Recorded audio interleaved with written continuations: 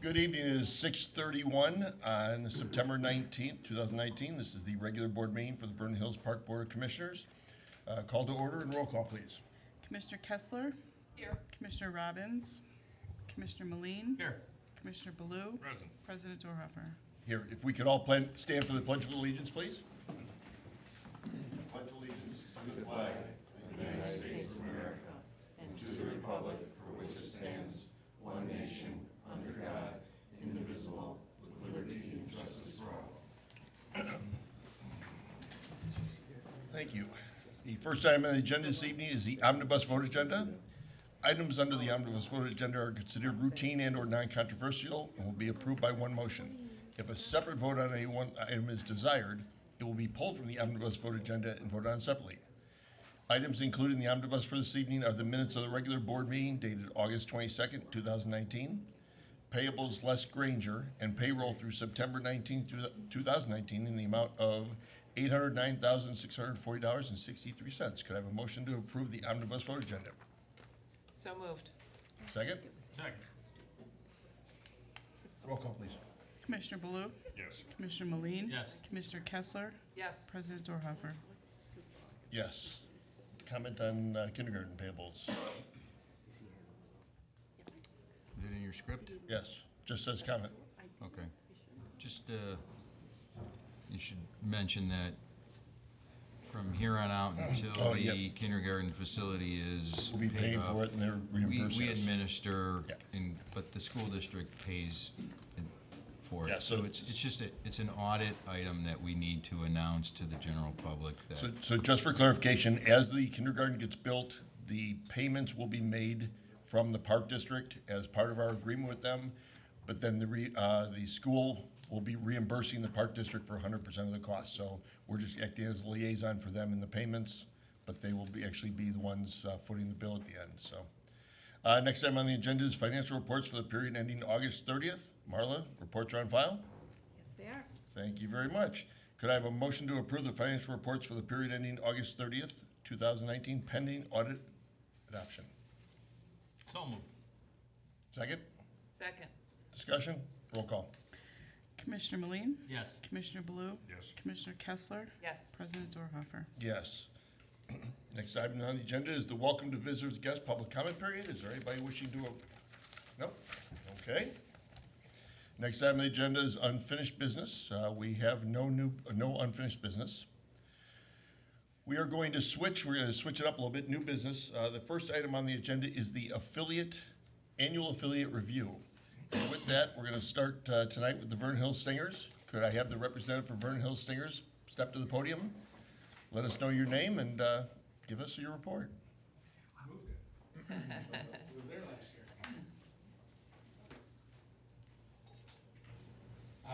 My name is Scott Comator. I am the president of Vernon Hills Stingers. Before I give my report, I would first like to thank the Park District for all their help and support for our tournament last season. Every year, our largest fundraiser is our tournament. We host them on village fields and Park District fields. And without the help of the Park District, lining fields, rooming fields, setting distances, home run fences, it'd be very difficult for us to pull that without that help. So thank you very much. Much appreciated. This is our 25th year serving the community. This year we have 6 teams. We have 1 at 10U, we have 2 at 12U, we have 1 at 14U, and 2 at 16U. Actually, that's a typo, right? Yep. We have 1 at 10U, 2 at 12U, 2 at 14. 2 at 14, 1 and at 1 at 16. 16U. That's what it says in my script here that you sent earlier, yes. Okay, we have 73 participants. We are still looking for a couple more girls to fill out our rosters. So we're hoping to be right just under 80 girls by the time things start getting going. Any questions? Trying to keep it very simple and less talk is better, I believe. you got a nice PowerPoint here, Scott. Which is why I've never been a firm believer of reading everything that's right on there. You were all sent the PowerPoint this morning, so you all have that. Perhaps for the general public, though, that's viewing at home, it might be conducive. All right, I'll go through some bullet points that were presented to me. Our 14U, 16U teams participated in nationals last year. He's got the remote. Oh, you got the remote, Scott. Huh? There we Just change it go. once. So There you all I go. have to do is push now, I don't have to read anymore? You don't have to read it all. Next one. We increased our fees this year. We've always tried to keep our fees as low as possible. But what we're trying to do is we're trying to get as many non-parent coaches as possible.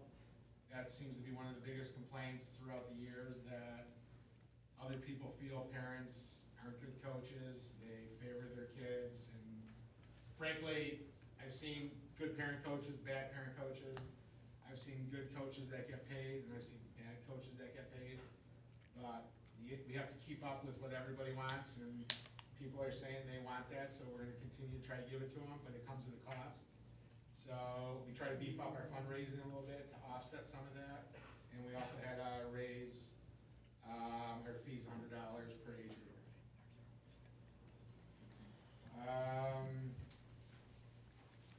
Strategies for improvement, you all can read. Revenue source, or expenses. Fundraising summary. I believe that's it. You're the man. Bruce wanted me to ask you a couple questions. Hold on.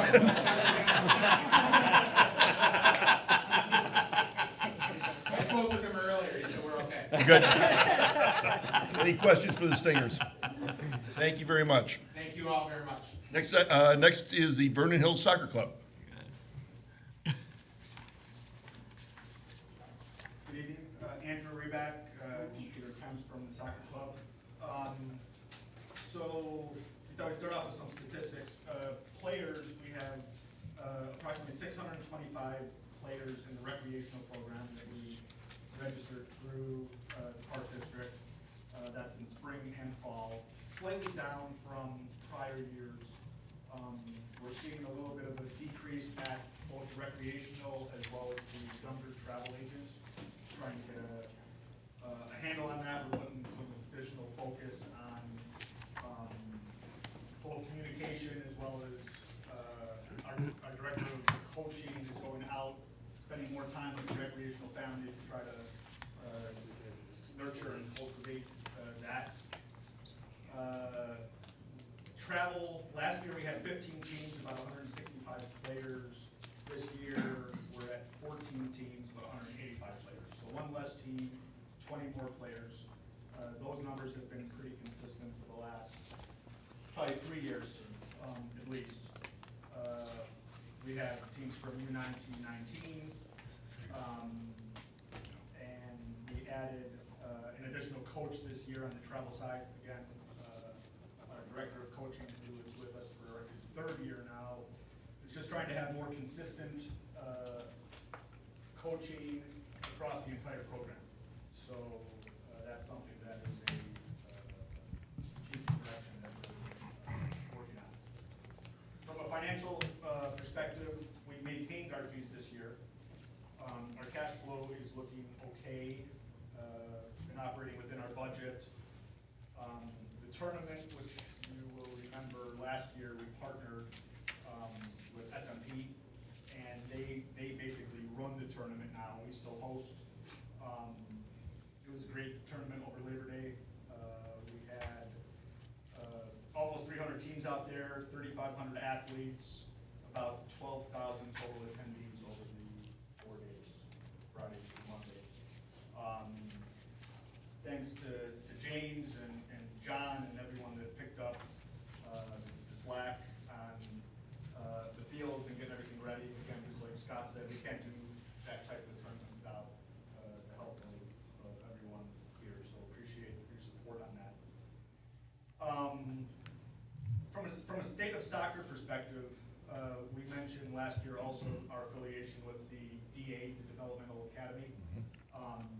That's our big, continues to be our big initiative. It's about the player pathway, right? They start hopefully during 4 or 5 years old, our rec program. They move through if they're ready and capable and want to have a travel curriculum. They'll move to travel, and then we used to lose them. So the idea with the DA that practices out at the VHAC now is we don't lose them to surrounding communities or other clubs. They can be seen, try out at the DA. We've had some kids not only train with them, but played in some games. So that's early in that relationship, but working well so far. Another thing I thought I'd mention is, soccer continues to be, I think, the most regulated youth sport, or regulated youth sport from a coaching perspective. You have to get licenses. There's now been a huge push on this U.S. safe sport.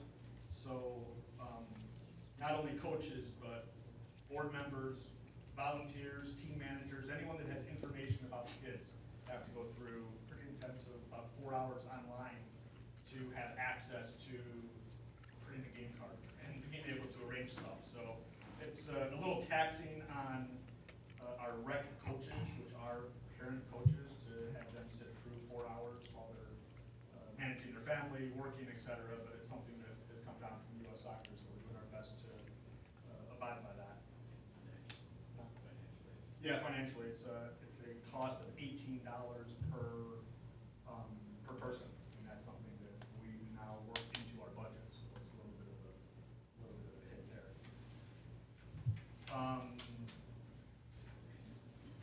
We continue to have a good relationship with the high school. We use their turf on the weekend. Great relationship with football and lacrosse, and Peter, Vince, and I just manage the schedules, work out. If there's a conflict, we slide around, and that seems to be working well. Talked about the player pathway. Another strategic initiative that we've been working on for, it's been on our radar for a long time, but it finally came to some tactical work last year, was we put a turf proposal together, and we presented it to the village on Tuesday night, and it was received positively. So we're pushing down the road, and hopefully that will be a reality sometime next year. And the last thing is, our fiscal year ends on May 31st, so we never have our financials now. I always deliver them towards the end of the year. So we have our financials from last year, which we delivered in January. Any questions? Thank you very much. All right, thank you. Appreciate it. Thank you for coming. Next would be community baseball and softball. Thank you. My name is Dennis Drexler, president of Vernon Hills Community Baseball and Softball Association. Talk to you a little bit about 2018 numbers. Relatively flat. We had a little bit of a downtick, and then we saw that rise back up in 2019. A lot of that had to do with the timing of our tryouts. We actually lost a team because our tryouts were later in the year, and people were having to determine or commit to another program. So we ultimately moved it up a month so people could make that decision, not be hanging out. So we were able to secure those folks and get them committed again. Some enhancements that we've made to the program: we've moved out of the 106 space, which is right over on Lakeview Parkway, and now we've secured a 12,000 under roof square foot facility over at 555 Lakeview. We've got 2 dedicated batting cages, and we've got some indoor pitching machines that we have. And we also have another pitching machine that we're able to keep at VHAC, so our coaches can kind of save their arms a little bit. But so that's an opportunity for our kids to have indoor practice and be able to pitch from the full 60-foot, 6-inch distance. And because it's 120 by 45 feet wide, they're able to do a lot more in terms of drills and conditioning. We partner with, there's a CrossFit training facility that is located there. So what we've done is we kind of cohabitate with these folks. So now we've introduced the CrossFit training into our indoor programming for baseball. So that'll be new for this year, but they'll be able to get some indoor CrossFit training during the indoor months.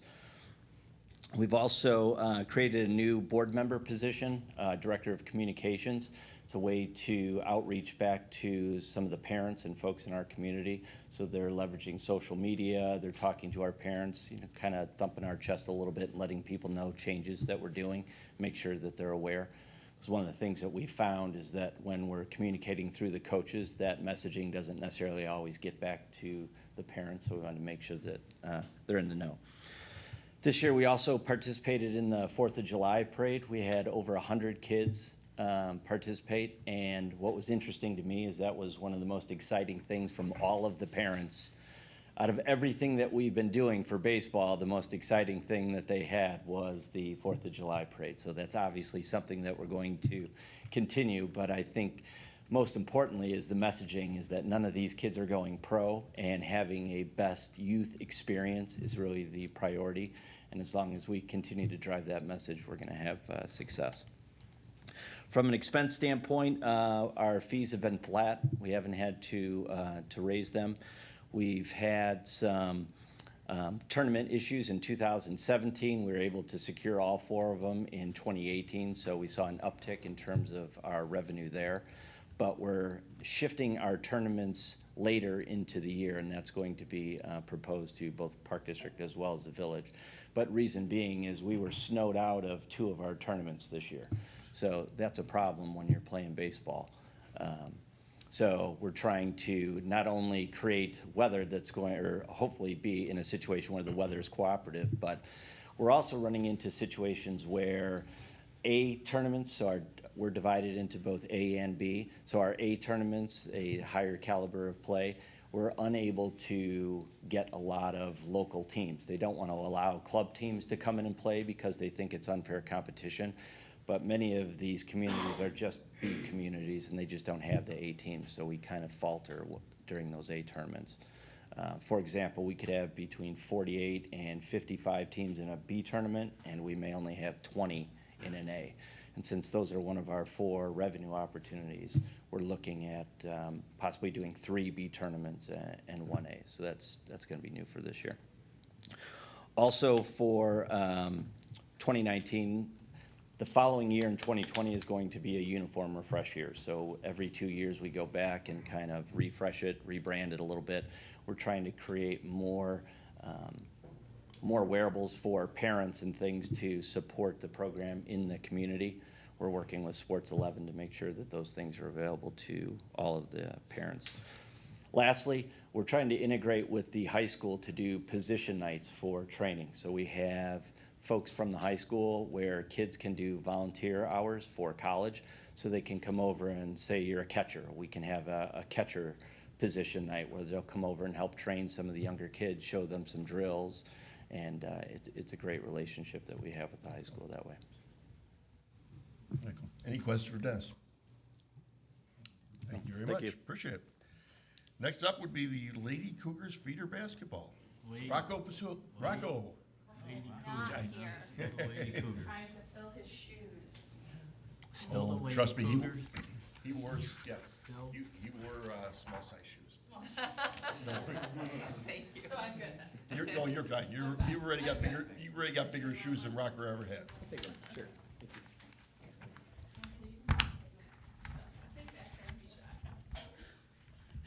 All right, so 2018-19 overview. We had about 46 participants, a little bit lower than what we've had in the past. Our 8th grade level kind of went down.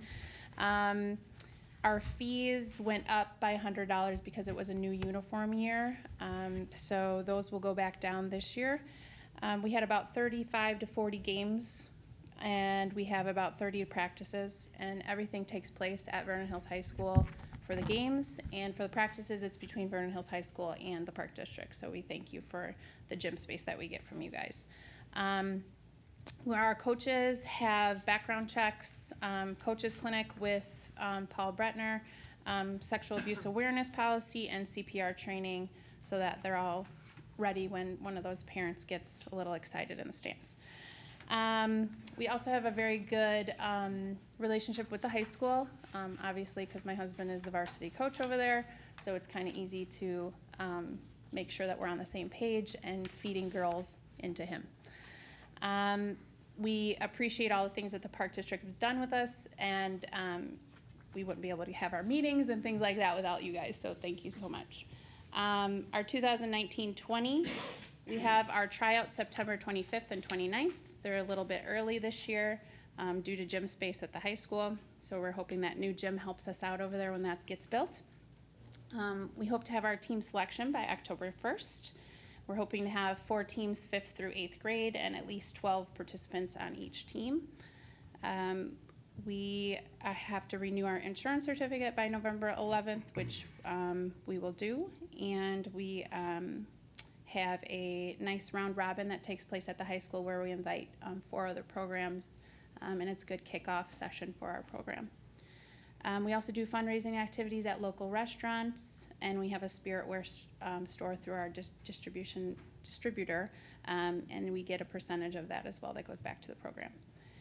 We attend varsity games. We have feeder night with the varsity, pasta parties with the high school team, and we do a Northwestern outing, and we have done Feed My Starving Children in the past with like Libertyville, which is a great thing that we do as well.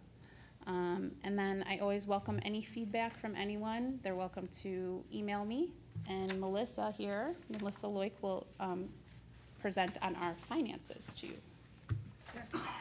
So very simply, we have a balanced budget. So that's a good place to start.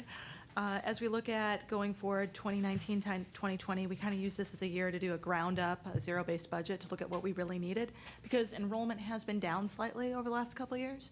Conservatively, when we look at our revenue stream, we have a revenue budget for 42 players. We're hoping to get more than that. On the converse side, our expenses align. Year over year, we see inflation particularly related to referees, okay? So when we look at really where our risks are financially, it's if enrollment doesn't reinvigorate and referee expenses continue to come up, we'll have to look creatively in future years. But for 2019, 2020, we feel good that our revenue and expenses will be in line, so zero impact on cash flow. Any questions? Thank you very much. You're welcome. And last and certainly not least is Vernon Hills Sports Club. I'm just gonna stay here. You guys just hang? It's just hanging. I'm just gonna stay here. Here we go, nice PowerPoint that Vince created for us. You should be here anyway. He should be here any minute. He's on the lacrosse field finishing up practice. Just want to give you a little overview of our board. Vince and I are co-president, and we have Commissioner Stacy Bretner for boys basketball, Vince Tran for lacrosse, myself for flag and tackle, Mike Lee for secretary, and Mike Ray for treasurer. And then also we have two committee at large members, Jim Segalis and Emily Pavlik. And again, we all host our meetings here every other month, so if anybody always wants to show up, it's always at 7 o'clock on the second Wednesday of the month. I'm gonna start with football, because I'm up here. 2019 season, we could not field a tackle program this year. It's not that we didn't have enrollment, we just didn't have enough kids to participate for tackle. So we have a breakdown of 3rd, 4th grade tackle, 5th, 6th grade tackle, and 7th, 8th grade tackle. For 3rd, 4th, we had a handful of kids that came out. Same with 5th and 6th, and then for 7th and 8th, I had 12 kids come out. And with football, you need more than 12 kids on a football field. And it's kind of hard. So one thing that I stepped up and also got involved with Bill Balacomo, varsity head football coach for Vernon Hills, is looking around at the surrounding communities like Libertyville, Buffalo Grove, Mundelein, and seeing where our kids would best fit. And I gotta say that when I did my research and I went to go talk to Bill, Libertyville was the place to go because they pretty much welcomed us with open arms.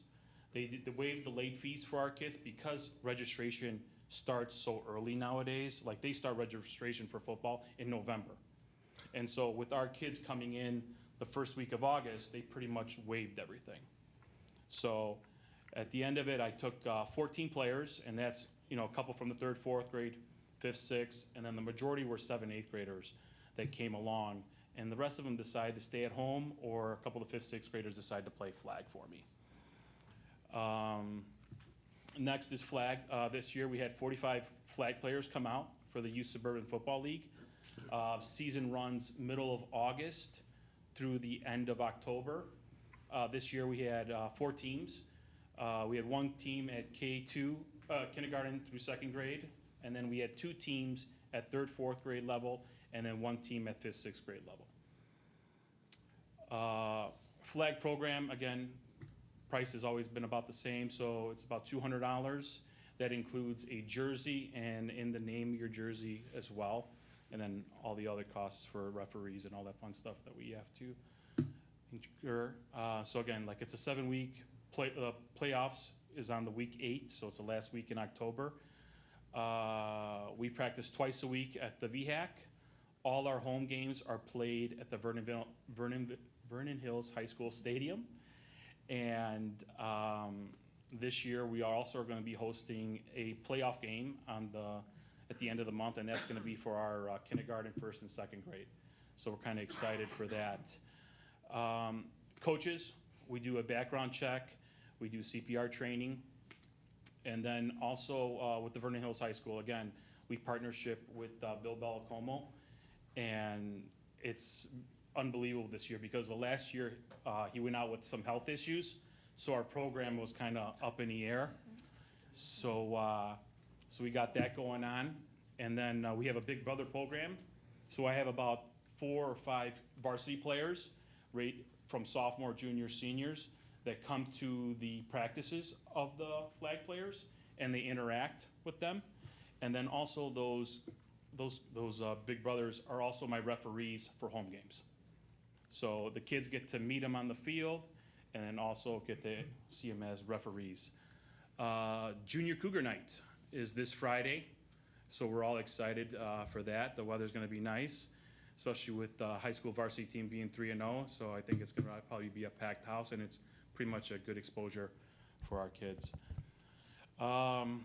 Lastly here, I got a phone call in late July into August from St. Francis out of Lake Zurich, and they had a struggling program, and they went to their surrounding Lake Zurich Bears to see if they could help them out, but for some reason they didn't want to help them out. So they got a hold of me. I went over there, I met with this gentleman Rick and his organization and tried to give them some ideas of how to help their flag football team. And so by doing this, you know, I got them involved with the Youth Suburban Football League and provided them some leaderships and some materials so that they can have a flag team. So they at their level, they had a 1st, 2nd grade, a 3rd, 4th, and a 5th, 6th grade level. So they're pretty excited to be playing flag with us. And again, finally, again, we appreciate for what you guys do for us, especially we host our meetings here, we do our parents' meetings here, the conference rooms for our board meetings. You know, again, we do our informational tables, you know, when you guys have your basketball or dance or whatever it is, here we are here with the table, and I really appreciate that. And then the emails that you guys also send out to our community is very much appreciative, and then the brochure as well that you guys publish for us. And again, thanks again for what you do for us. Any questions? Thank you, but I'm going to, since you're last, I'm going to ask a question. It's a generic question for everybody. One of the common themes I heard tonight, except for maybe soccer, was, yeah, enrollment's starting to dwindle. Does anyone have a handle on why youth sports are going down in this community and what we can do to help invigorate it and turn it around? I think a lot of kids nowadays are specializing in one certain sport. So maybe they're just playing basketball all year round and they're not becoming an athlete of 3 sports like back in the day when we used to go to school, and maybe that's what's taking it away. Where does that come? I think also our demographics have changed. in our Demographics are community. definitely changing. I think that's a yes. huge thing that has changed. And I also think that, like, I know for girls basketball, volleyball is now all of a sudden coming back really big. And so a lot of girls are doing that instead of basketball. I was wondering, I know you guys send flyers to the schools for Park District activities that's going on. Yes. And I was wondering if there's a way for us to put our information on there for like tryouts and things like that, so that they can get a flyer. I mean, it can be included in your flyer. Just because it's hard for us to get our flyers into the school, it has to be approved by like the PTO and like the principal and all that stuff. So I didn't know if that was a possibility of putting our information on there for when tryouts come around or near. Cheryl? I don't know. Yes, I mean, I send information to the District 73 schools only for K through 5. Right. So it has to just be information that's targeted to those age groups. And that's where we want to kind of start, is those smaller groups, because that's where we're going to build up, I think. So Jay I don't know if Bowman everyone- usually will send me an email, every month I ask staff what they want me to put in there. So if you could just let him know, then he can relay that message to Who me. was that again? I'm sorry. Jay. Jay. Oh, Jay, okay, okay. Dave, one Perfect, yeah. other thing I think contributes to folks potentially leaving is the number of options that are out there. There's lots of individual clubs Yeah. that kids can go to. I know in baseball, they're everywhere now. It seems like if anybody's not happy with the direction of something, they start their own program. And next thing you know, it's, they're trying to pull kids away, and, there's all these different promises to what they're gonna offer. But what we see is kind of a boomerang. So I think people, they take the bait, and then they leave, and when they get outside, they find out that the grass isn't greener, the cows are just different. So they end up coming back after they find out, because they're not getting support when they enter these other programs. Maybe you don't feed into Vernon Hills High School, maybe you're playing in Buffalo Grove, and they find out you're gonna go to Stevenson. Maybe you don't get to play skilled positions, or if it's just clearing a check, it's a money grab, and therefore, the experience is no longer focused on the individual, like we're able to focus in Vernon Hills. These folks will just make sure the check clears, and they don't really care what happens to the player. I think also what Scott said about paid coaches is that's so ingrained in parents' heads now, is I want a paid coach, I want a paid coach, I want a paid coach. And like Drexler said, there's so many options for them, so if they don't get it from you, they will go somewhere else to find it. And it's hard to keep them around if you don't keep them satisfied, and you can't satisfy everyone. And I think communication is important too, because like some of the parents, they don't know we have girls lacrosse. So like if they don't know, they don't participate. They go somewhere else. So getting the word out, doing clinics, that's what I want to try to do more in the spring, just to get the communication out, so that they know we have a girls program, for example. So that's important. So a couple points, you mentioned about single sport athletes, and that's so drilled into these parents by especially certain sports. And, I've had the privilege and pleasure to talk to well over 100 college coaches, and they will all tell you they don't want single athletes, they want athletes. They don't want a single sport person, male or female, they want athletes. And I don't have the up in front of me right now, but there was a great, last year just before the Super Bowl, they published the New England Patriots roster with what sports they played in high school and college. Every single one of them was a multi-sport athlete through high school. Every one of them, bar none, so. I think the other thing is we gotta make sure these kids don't have to choose. So the in-season sport should take priority over. Absolutely. So like my season for girls basketball should take priority over softball, because Well, let's draw the line here somewhere, I mean, I'm just saying, they're practicing for softball, and like, I know some kids are like, well, I wanna go to practice for softball. Well, we're in this in-season sport, so I think that all of us need to agree upon, the in-season sport takes priority. Yeah. And in full disclosure, I'm a director in the Stingers and I coach for the Stingers. We tell the girls, your in-season sport takes priority. Come late April, Yeah. you're ours. Yeah. But until Well, I'm then. not saying you're not saying that, I'm just But- giving No, an I example. know, I realize that, but I think more sports need to do that. Yes. And we also put school ahead. If you Yes. got a school sport, You do go that to before that. ours, yep. Okay? You only get one chance to play for a school. You can play travel for years and years. Right. There's a very finite time you can play for a single program. Commissioner Kessler, I think. I just wanted to say, I thought it was really creative that some of the teams are working with the high schools and having the Big Brother program and having them come. I imagine the kids really love it, and it probably adds a lot of value, and it doesn't cost anything. I mean, it's a great way to get a different angle of teaching the kids, so, nice job. I think these kids listen to the Yeah. high school kids better than They they don't do listen to the us. adults. Well, it's a different voice, it's closer in their age, and they look up to them, and I think that's probably a nice thing, so. I can tell you from the Stinger perspective, now this summer, we will have 7 high school or college girls working for us. And, you know, a couple of them do it, and they find out that it's pretty cool to do it with the younger kids, and they want to be a part, and it's just grown and grown. Commissioner Meline? I just want to say thank you to all you guys. You know, I mean, you take a lot of grief when you're in season, depending if you're coaching and whatever, from parents and everything. So you probably don't get the appreciation you deserve, and I want to make sure that at least from me, and I'm sure I speak for the board, I don't do that very often, but I think in this case I can. As much as you guys are here, whatever, we're here to thank you for all you guys do for the community. I mean, and again, I think I speak for the board in saying, if you guys need something from the Park District and we think we can do it, we are going to do it. So please feel free to ask. Thank you. Appreciate it. You just sold my closing statement. Thank you.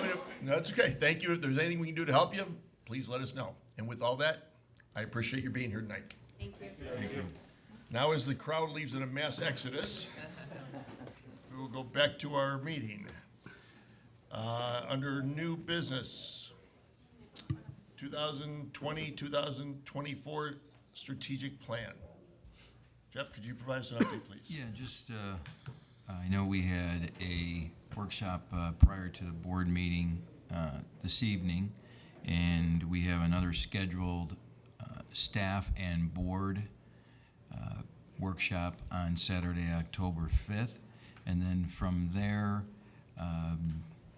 our consultant, Carol Sente, will put together a draft of the plan probably around the middle of October.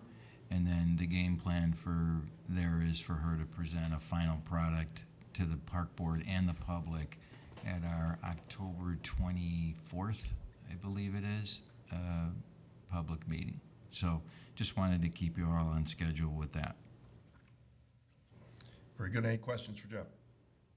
Next item is the bulk fertilizer weed control contract award. Could I have a motion to award the contract to Arthur Cleason Incorporated, the bulk fertilizer / weed control contract in the amount of $18,513?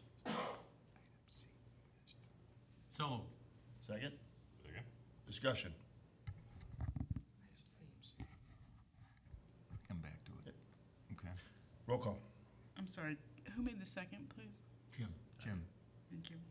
Commissioner Meline? Yes. Commissioner Baloo? Yes. Commissioner Kessler? Yes. President Dorhofer? Yes. Next item on the agenda is the Community Center Skate Park. Jeff, could you make some comments about the skate park for the board, please? Sure. Thanks. So I presented to you a proposal that we received from our architect, Lori Verral, who is kind of heading up this project for us. For background, Lori has done some work with us. She worked with us at the Kids Castle Park recently with the improvements there with the addition of the dragon. So James and I met with the vendor, we met with our architect, we met with Dave Brown and Steve Maslov from the village, just from an engineering perspective, and getting some support from them in terms of just initially we were talking about taking the existing skate park and just moving it directly east. When we took a real hard look at that, there's a significant expense in excavating that because it's heavily bermed, and to get that area to be at least what we felt was cost effective for advancing this project. So then it was actually Dave Brown's idea. We took a look at the far south end of the Aquatic Center playground, or the Aquatic Center parking lot. We had a nice area carved out that backs up against the wetland there, sizable enough in terms of its depth, still wouldn't impact the parking lot in terms of summer use with patrons. We still know that removing the existing skate park here, there's, what, James, roughly 30 parking stalls underneath that? It's about 30 parking Yeah, stalls. so we would actually gain parking by just flipping the two sites. So what you have before you is from a vendor that came out, assessed our existing equipment, but basically said, you know, he couldn't recommend taking it out and reuse of it. That also a lot of skate parks today are not really using metal and wood anymore. Most of them are going to the concrete base. So you saw a rendering that he did. This was of a skate pad out in the West Coast. It's kind of a 3D look, so you don't see necessarily all the the curved implements that are part of the plan, but it gave you at least a perspective of how this particular new park or pad could look. It's more of a hockey rink style and layout than the existing park that we have is more of a square. So it's a little less square footage than what exists today, but if you were to go out and look at our existing skate park, there's a lot of open space behind some of the implements that don't even get used at all. And what our skaters really, what we hear from them is they really like a long run, and they don't necessarily get that at our existing park. And so they like starting at one end. Again, I'm just envisioning like a hockey rink, and you can just use the entire rink to go north or south or however it's laid out, east or west. So the number is there before you. I've shared that with Pete Hannigan, the superintendent at District 73. I've shared it with Mark Fleischauer, our village manager. And I have not scheduled time and date, but at least the three of us have agreed to meet sometime in the next couple weeks to just get some substance of how much and if.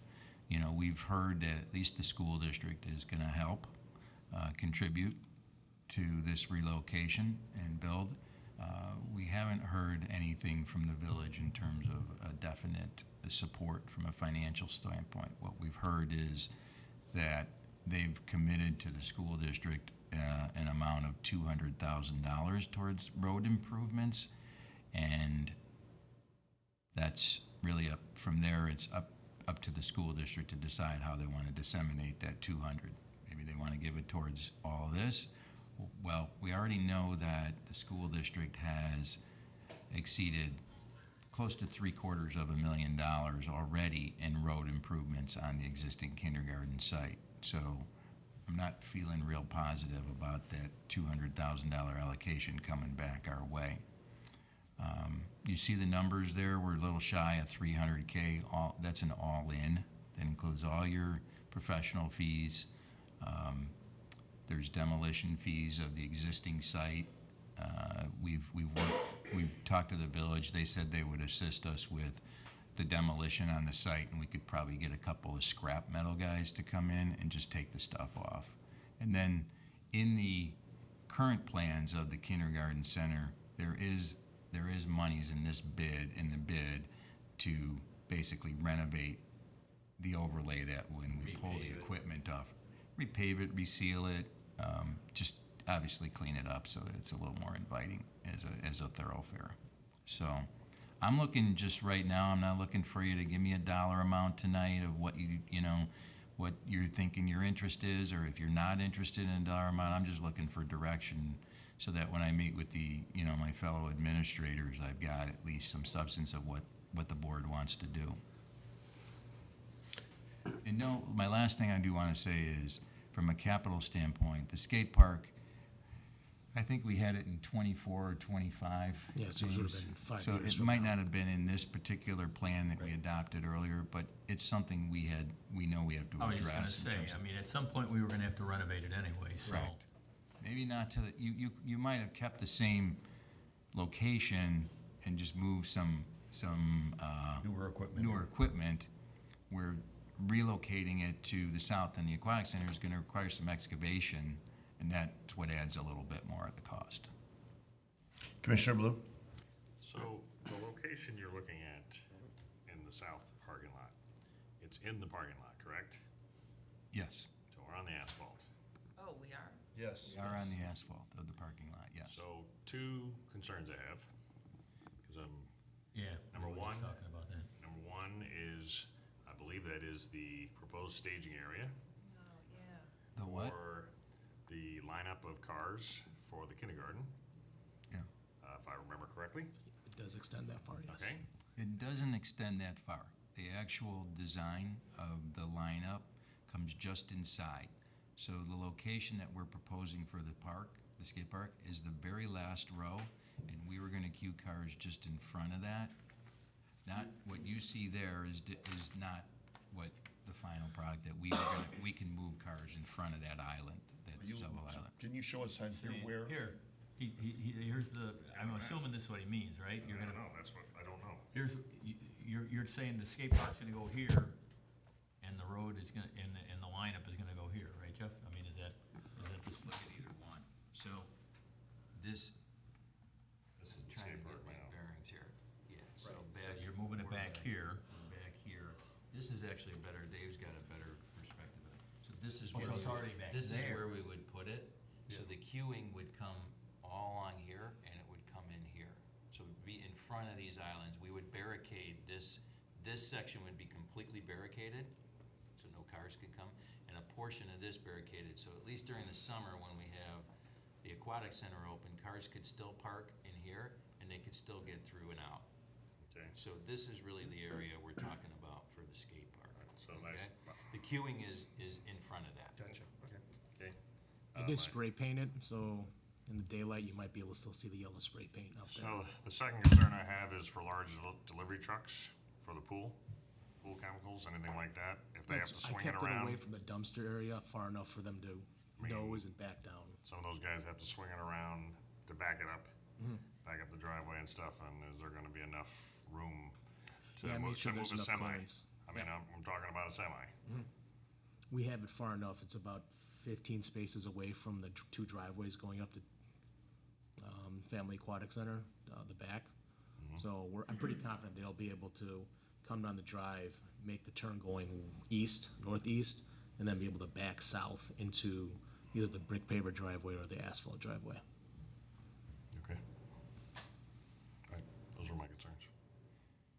And I was concerned, I mean, a very quick comment, I was originally thinking we might have to be concerned about how the houses back on Appleton, but it's actually a further distance where I thought it was gonna be further to the east, but it's actually far enough west that it's actually further than it was before. And there's a light pole right there, and we're thinking about adding 2 spotlights, and the lights go off here at 10:30, so kids can play longer if they really wanted to. Commissioner Kessler? So my concern is using any parking spots. Is there room off-side of the parking lot? If we're gonna have to do pavement and do everything, can we have it off into the grass and make its own skate park and not go into parking spots? So, no, because you're in a wetland area that you're not gonna be able to construct.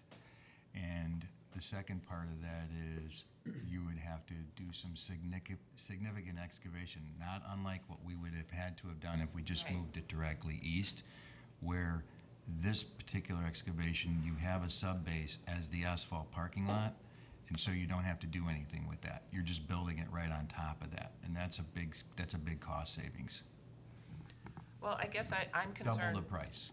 I'm concerned losing parking spots. But you're not, because the Well- parking lot, itself, in the back of the aquatic center is about 22, 23 stalls that we would be putting this particular pad on, and opening up the existing park, because basically the skate park we're on was a parking lot at one time. I So understand. we're gonna fix that, and that becomes additional parking then of 30-some stalls. Right, I guess I was looking at it, we had the opportunity to gain parking spots if we had originally moved, we talked about just moving it back.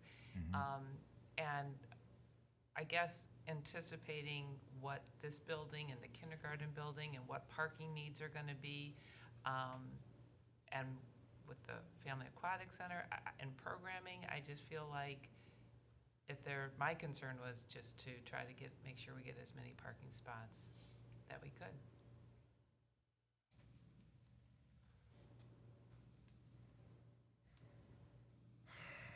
How big is the new space compared to the old space?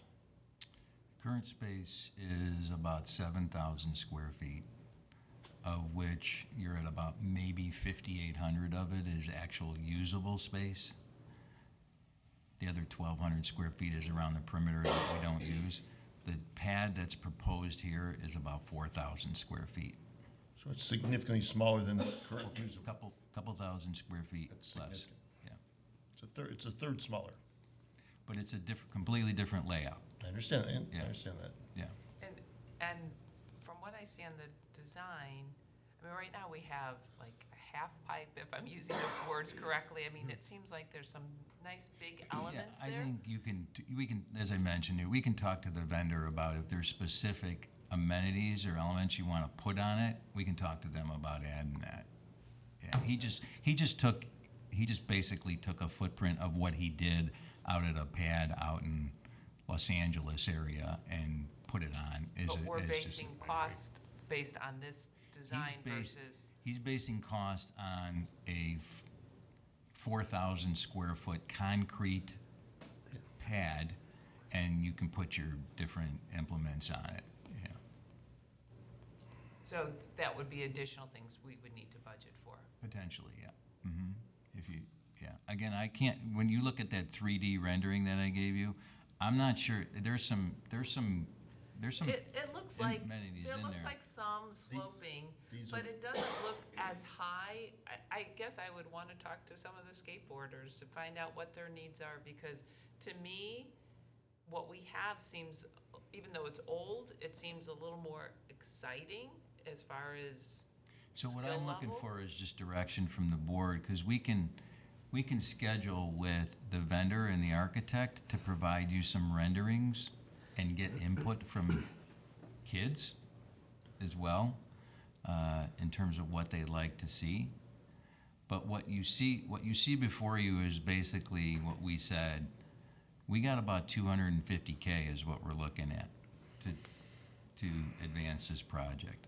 If you want to excavate the existing, just going directly site so we can keep everything intact of adding new parking there and keeping the parking at Sullivan, you're going to spend probably 600,000, 500 or 600,000. And I'm not so sure that the other entities are going to contribute to that at that level. And how much is this getting used? Well, it's used all the time. All the current, used all the time. All the time? All the Yeah, time. it's all the time. And the school, the modifications to the road, what'd you mention that was gonna cost? Well, they're already in about $750,000 is what we were told. Okay, so 750,000, and the village, basically the road modifications are driven by the village, is that a fair statement? Yes. Right, and the village is contributing so far about 200,000? Yes. So if we back up, just if you remember, the original proposal, the school district came before the park board, was they were gonna bring buses Right. through our lot. Right. And it was just gonna drop off and turn around and go back out Aspen. And then the village came and they didn't want all that extra traffic on Aspen. So let's put a roadway through. We looked at the potential to have Phillip Road as an access, and then we were gonna have just a small turnaround off of Phillip. Right. And that's where the 200,000 came in originally from the village, because that's what they estimated, and that's what they were gonna contribute. Well, then, that whole design got nixed, and so therein lies, now we've got this private road kind of coming off of Aspen that jots through and goes out. I can't think of the name of the street there that goes out to Deer Path. Philip? Oh, no. Not Phillip. Oh, it's that, it's like Atrium or something. Atrium, thanks, Dave.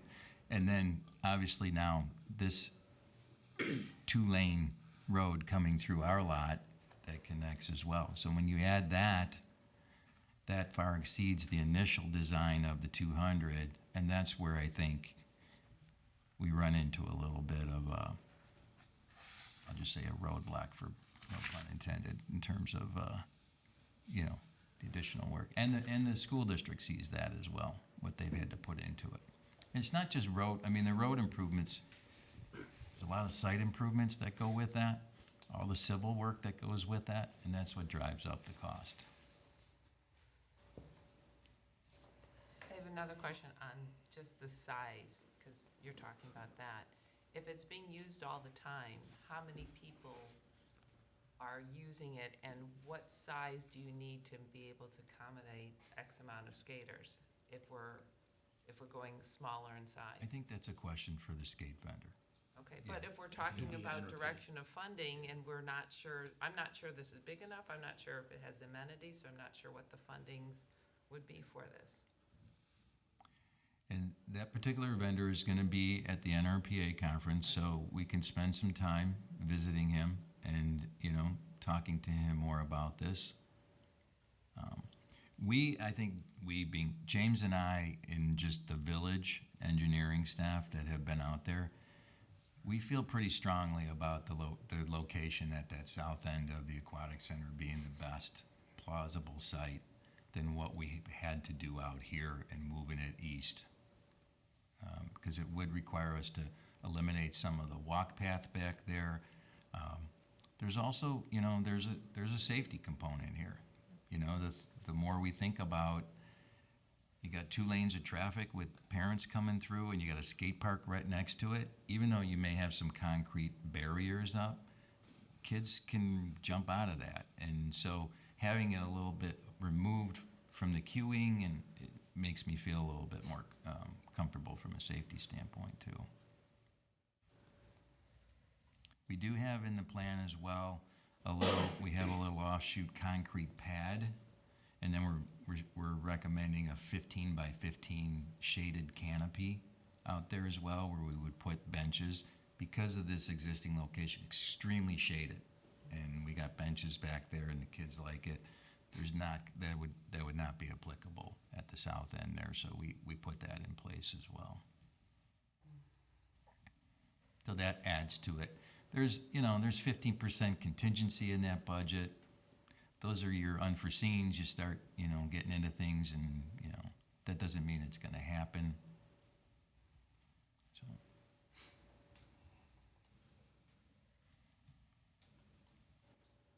I personally don't like it. I don't like the location. I think having it out in the open is a very positive thing, tucking it back in the corner. Out of sight, out of mind. So I'd prefer it to be out in the open. I think it's too small, but we'll deal with that with the vendor next week about what really is too small versus, what we have now is not good, and we're shrinking it by 30%. That concerns me. We should be looking at advancing concepts and making things better and not taking a step backwards, especially something that does get used, and especially to a age where we don't, we struggle to how do we program and how do we keep younger kids, teenagers involved. And James, if I'm wrong, tell me. The demographic of who uses this are the 7th, 8th graders, freshman high school, sophomore. It's all the kids walking home, really. Yeah. It's a lot of them. Junior high. Mainly. Junior high for the most part. Those are the ages we struggle to try to program for and keep them involved. And now we're going to kind of go, 30% less is good. So. Well, what would it take to excavate? Is it wetland right up to the edge of the parking lot? You know what I mean? Is there Over a way that of area. using the existing space, but just adding 10 feet to it or something without it being? If we Or went is it or are you straight getting right south, into mitigation Are you and? talking about right out back here, Mike? No, where you want to go, Okay. but add South. add to the parking lot pad.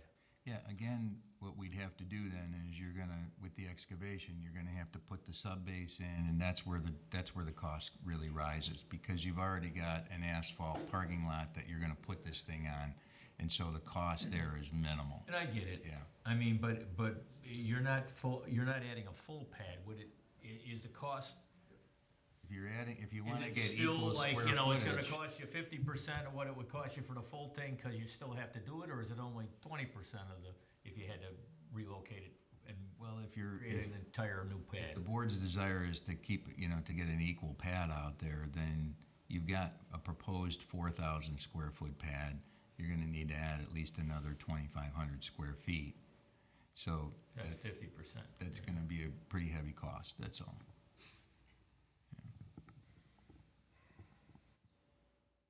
I mean, ideally, we would love to move it directly south into the grass where it is now. But the excavation, I mean, it would cost a lot. Probably double to, would be 400, 450. And what about where that little fitness area is? Is that where you were talking about moving into? That's would be the ideal place, is just literally take it. And that's a wetland and the No. area? No. No. This area down here is the wetland. Okay. This area's got hills and stuff that you'd have to excavate out. And so it's not just level ground, there's 4 or 5 feet elevation, and then you still have to go 12 inches down below the curb, and that's what's get Some costly. hill could use some raising. It's not really the effort of where we could put the spoils. We know we got plenty of that. It's just bringing in trucks and the cost to do that. Originally, the village thought they could help with that, and then when they got out there and looked at all, they just said, no way, we can't. You're gonna have to bring in professional, group to do that, and that's what drove the decision. Any comments from the board? Yep. All right, we'll have further discussion at the NRPA with the vendor. Okay? Thank you. Sure. Next item on the agenda, Lashen Park IGA. Okay, so. Update, please? Yeah, just, it's in the hands of Andrew Payne and Jim Farrell, the council for the village. The original position the park district took with this is a long-term lease. If you recall, the village wasn't, interested in deeding the property over. So we proposed a 99-year lease. That's the most we can go. And we got a response back, Andrew got a response back from them that they didn't want to go more than 10 years. And in addition to that, there was a 90-day clause that was put in that they wanted the option that they could bow out at 90 day with a 90-day notice. So I've talked to Mark Fleischer about this, and he said we'll talk about it further. He'll talk to council about maybe going to 20 years. And the 90-day thing is a deal breaker in mine and Andrew's opinion, and I'm just sharing that with you. That makes absolutely no sense for us to invest capital dollars, and then 90 days later they can tell us, yeah, we're done. If they're not confident that we can do the job, then maybe they need to just build their own park. Yeah. Seriously. So the second part of it is just making sure we get a stable, long-term lease, again, with the investment. And then my position, again, was, with Mark, was, if we're gonna invest $250,000 to do tennis court and a playground, quite frankly, if you came back and cut us in 10 years, in 15 years from now, you're gonna have to go in and do that playground and the tennis courts on your dime, according to the agreement that you want. And if that's what you'd so desire, then that's what you do. But I think for us to make that initial investment and then to kind of be told you're only gonna be there for a decade. So the short of it is Andrew's working with Jim Farrello on just, his and my stance on it, and we'll see how it comes back. I think the 90-day thing was probably something that, Jim maybe just missed. And I think the long-term effect has just got to be spelled out a little bit, because even for us, to accept a 20-year, we're going to have to go back within 20 years and redo those courts and that playground. And again, I would, probably a lot of us won't be here, but I would feel really bad about having an agreement where we would have to do a second capital investment in the site, and only to be, 2 or 3 years later to be told that potentially, the agreement is for naught and they would take it back on, so. I'm not sure what their concern is that they would need to have a short-term lease. I mean, do they plan on, do they think they're gonna build on the site again? Are they? I mentioned to them too, the park maintenance facility, the property that they donated on that, where we built that, was a 99-year lease. And it wasn't just within the last year we got that, we did that property swap, Right. Yeah, but that was a long-term lease. We have 2 parks with them. Aspen Backyard and Westwood Park are both long-term leases with the village at that level. So they exist. It's not like we're not, and they all have amenities on them, recreational amenities, except maybe the park maintenance building. So I'm not really sure what's going on with the Foresight. Maybe Jim is, he's new. Maybe he hasn't done a lot of park district. I know he does municipal law, so it might just be something that they just got to get through. So just kind of keeping you looped in. That's still an ongoing process, and hopefully I'll hear something within the next couple days that I can fill you back in on what's going on with that. Thoughts? Any other questions? My gut feeling is I wouldn't do anything under 50 years. Okay. I'd say 99, but. Yeah, I was gonna say, I mean, I don't understand what the concern would be. I would wanna know why they feel 10 or even 20 is necessary. And if there's a reason, and it's a logical reason, then we can discuss it and decide if it's still in our best interest to do. But I don't know why we wouldn't do the same thing we've done in every other instance, and that's a 99-year lease. Yeah, and I'm not sure that it's been brought to the village board level. It might just be at Mark and the attorney's level at this point. So, who knows? And again, if there's a logical reason, then at least we know, Let me know if you want me to talk to the attorneys. Okay. Next item on the agenda, WW Granger invoice payable. Could I have a motion to approve the WW Granger invoice payable in the amount of $1,048.14? So moved. Second? Your turn. Discussion? Roll call. Commissioner Meline? Yes. Commissioner Blue? Yes, we must, yes. Commissioner Kessler? Yes. President Dorhoeffer? Abstain. We will move to committee and reports and communication. First, Executive Director Jeff Fujo. Jeff? And I think you guys have heard enough from me tonight. We agree. You agree. I'll let James touch base on the Century Park update, and Tom can touch base on PALS. That would conclude my report. Finance and HR Superintendent Marla DeSico. Marla? I have no report tonight other than the financials. Very good. Recreation Superintendent Tom Ritter. Sorry, I do have a report. Good evening. As Jeff referenced, we are actively seeking for staff for our after-school program, the PALS program at the Hawthorne School District. We have a lot of things posted in multiple ways: paper, online, signs, you name it. So if anyone in our community is looking for work afternoons on school days, or knows anyone who's looking for work, we have openings. So thank you for your consideration there. With regard to programs, we have a few special events coming up this fall that I wanted to highlight. Next Friday night, September 27th, is our family trivia night. And yes, the questions are geared for children and adults. It's a very fun event that we do. I think it's about our 3rd year doing this. It's from 6:30 to 9 p.m. and we will be providing pizza, drinks, snacks to everybody. The top 3 teams were awarded prizes. We do some door prizes throughout the evening as well. So if anyone wants to put a team together, it's $50 for up to 6 people, or it's $10 per individual. And there are still openings for this event. Again, this is next Friday night. 2 events of significance in October. We get several hundred people usually show up for our Trunks and Treats event, which is on Saturday, October 19th, from 11 to 1 at the Aquatic Center parking lot.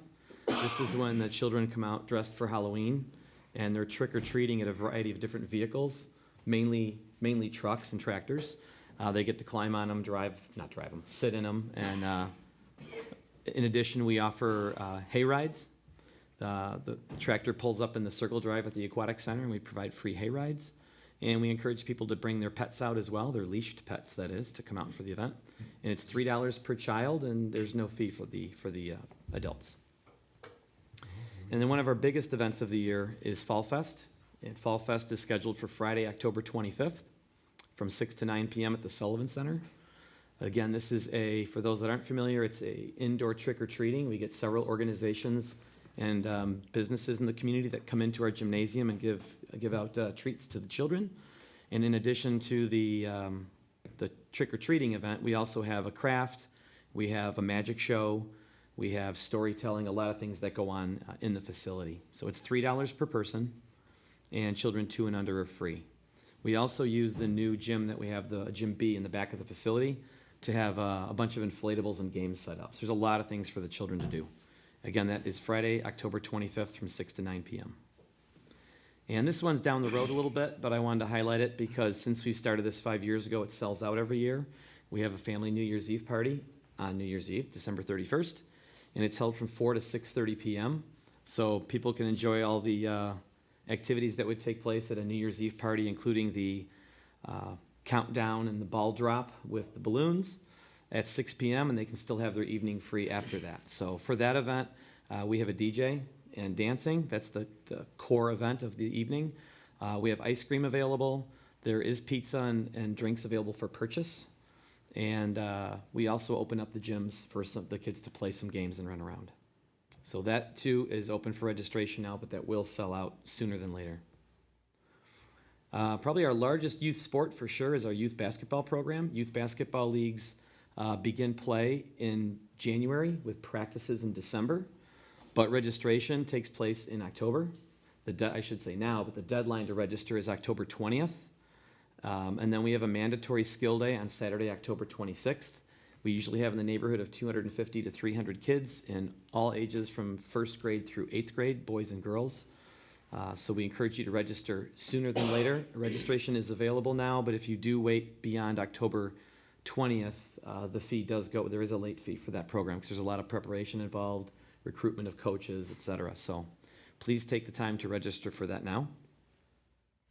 And finally, I just wanted to mention that our Turtles swim team just held their tryouts for the fall season, for the school year. And there's about 25 openings there were 25 openings for this school year's program, and we had 70 kids try out. So it's nice to see the Turtles program continuing to build and strengthen over time. We currently have about 100 swimmers swimming at 5 different levels. The only levels that has any openings is the highest level because that requires a certain skill set to be able to be qualified for the green team. And that's my report unless there's any questions. Any questions for Tom? Thank you very much. Next item on the agenda is Park Superintendent James Kim. James? Good evening. I just want to touch base on our waterways. Some of residents may have seen ILM, Integrated Lake Management, in the CV ditch at Deer Path and Sullivan Woods. They're contracted twice a year to clear out debris and dams, creating blockage in the waterway so that it doesn't go into people's homes. Also something that Dave Brown, Public Works Director, likes us to do a couple times a year. Some people have also seen Lake County Health Department and the Illinois EPA out at Little Bear, Big Bear. They've been conducting some water quality testing, excuse me. It's just for research purposes. There's nothing wrong with the water. They just want to get some basis for historical data later if they do another test in a couple years. We are trying to apply to be one of many districts to have a shock test for Little Bear, Big Bear Lake sometime next year. IDNR and Lake County are working together on a pilot project of getting the equipment, and because Lake County does have a lot of fishing lakes, they also want to control the carp population.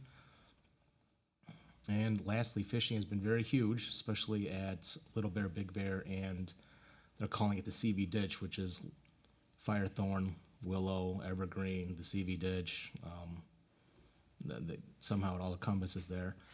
We're trying to work with this app called FishBrain, and a lot of people have been posting there, so feel free to post where and when you've caught it so we can manage fish population activity for future planning.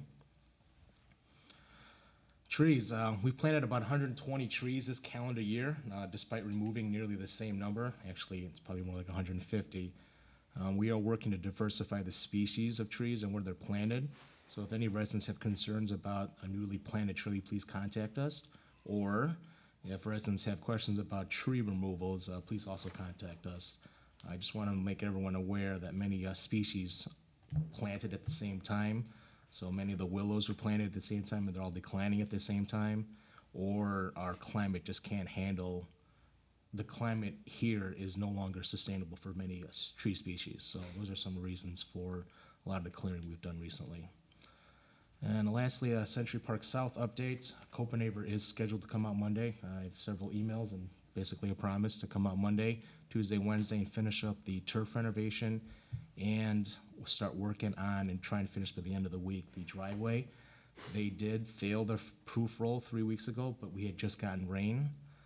They have been authorized to install a drainage to go into the storm sewer that's just east of the restroom to help drain that area so they can pass a proof roll, which is a dump truck full of rocks, basically, so they can put down the grasscrete material and it won't crush this time. I want to just thank Rick. He's been working very closely with them and just getting a turf plan together. So the first step is they're going to literally hand pull all the rocks and the asphalt pieces in the grass, and he says he's going to have 5 or 6 people literally in a line and just pulling up all those stones and rocks from the winter frost that brought it up. And that concludes my report. If there's any questions. Any questions for James? One thing on fishing, James. Big Bear, Little Bear, the CV ditch area, all catch and release? Yes, everything is catch and release, and we are under IDNR jurisdiction, so they have been spotted many times. He's actually contacted me because they also monitor fish brain, and they've seen posts where the fish is clearly not being put back in. Appreciate it. When you catch them, take a picture of them, let them go. It's kind of like a kid. All right, next item on the, sorry? Coming out of there anyway. Who the hell want to eat something that came out of there anyway? You wouldn't. That's my point. I let my kid go and he came back, so you'll catch him again next week. Next is the Marketing Communication Manager, Cheryl Beeman. Cheryl? Good evening. Our 2020 winter guide is currently being created. It is scheduled to be mailed to residents of Vernon Hills the week of November 18th. I've begun the Park Pointers, which is our school newsletter. They are sent to all the elementary schools in District 73. We send them every month, September through May. Lakeview Fitness has a new homepage, so if you click on the Lakeview Fitness tab on the top of our website homepage, it has a new look and it includes a free trial. And when people fill it out, the information goes directly to Joe and he follows up getting them into the fitness center. We had our Go Vernon Hills Chalk the Walk on August 29th. We had over 100 participants. It was a really nice evening with lots of people. It was well attended and people have so much fun at that one because it's just a fun night. Our last Go Vernon Hills big event walk is on Tuesday, September 24th. It's our Glow Walk at Grosse Pointe Park. It begins at 6 p.m. We'll be having an ad. The Daily Herald is putting out a Chicago Suburban Meeting Guide. So we have an ad in there for all of our meeting in conference rooms over at the Sullivan Center here. And that gets published October 4th. It will go to all the businesses in the Chicago suburban area. You have a question? Go ahead. Oh, and I just want to report that our Family Aquatic Center Groupon deal is complete. Overall, we had sold 2,311 vouchers were redeemed, and we had revenue deposited to the Park District at $35,967. And that is my report. Any questions for Cheryl? Cheryl, you said about the meeting rooms here at Sullivan Center. Do we put in there the Century Park North Pavilion? That's a beautiful location It is. for I somebody doing a little company event, catering food there. It's a gorgeous area. I think the ad that was created with staff here, it did focus more on the Sullivan Community Center, our stage, our kitchen, we service people, from 10 people to 400, depending on what you're looking for. But it does have our Park District website, and hopefully if people call and they're looking for maybe more of a site in the woods that Jenny, I'm sure, would let them know about it. But I believe the ad that was created was mostly just for the Sullivan Center. Perfect, thank you. Next item on the agenda, Facility Manager Joe Zimmerman. Joe? Good evening. Just to briefly go over the membership statistics for August 2019. We had just a little over 2,100 active members as of 8/31/2019. Our member visits, personal training sessions, and group fitness attendance were all up for August compared to August 2018. Just to add on for aquatics, I know Tom went over the swim team. Swim lesson participants for fall 1 are above average compared to previous years. Some quick Lakeview Fitness news or notes. We're currently developing a customized app through NetPulse. This will enhance our members' experience and help attract new members to the facility. Few key features, they'll be able to check in through their phone. We can create a reward system for our current members, and they track those points through the app. And a big one is we'll be able to utilize push notifications as an easy way to communicate, especially when it comes to weather in the winter and Group X programs. Now people can get notified right through their phone. There's also a marketing component to the app that will help us generate leads and promote other Park District events, and quite a few other features that will be involved. We've introduced the Tunity app to our members, which allows them, if they download the app, they can scan a TV, and then they can listen to the audio of that channel. So a nice little feature for them, and it's completely free. Cheryl already touched on the Lakeview Fitness webpage, and I thank them for that. Just a reminder that our 60-day challenge is underway. You can continue to purchase until the end of October, and basically complete all 60 visits by December 31st, 2019, and you'll win a free t-shirt and a free month of membership. And lastly, just want to highlight our member of the month for September, Rich Viviano. He's been a member for a while, and just want to thank him for being part of the Lakeview Fitness community. That's all I have if there's any questions. No questions for anybody up here that didn't win. Congratulations, Rich. Next is the Commissioner and Committee reports, communications. There are none, so we'll go to Commissioner comments. Commissioner Blue. Nothing this evening. Commissioner Moline. I'm good, thank you. Commissioner Kessler. I'm good. Myself, a couple of things real quick. First and foremost, Commissioner Moline, happy birthday. Thank you. We have some lovely cupcakes that his wife brought in. So if you want to come over down to the Sullivan Center in the next few minutes, they'll be here. We have plenty left. And again, just thank you to staff. Everything's great. Appreciate all you do. And with that, could I have a motion to adjourn? Oh, no, I got one more thing, huh? Thank the affiliates. They were here. They're not going to go home and watch it. They were here. All right, last time on the agenda, could I have a motion to enter into closed session under Section 2C3 of the Illinois Open Meetings Act for the purposes of... 2C21. Oh, 2C21, I'm sorry. Yeah, trust me. I forgot mine. For the purpose of discussing the semi-annual review, approval, and/or release of closed session minutes and the destruction of audio tapes. So moved. Second? Second. With that, we are adjourned to closed session.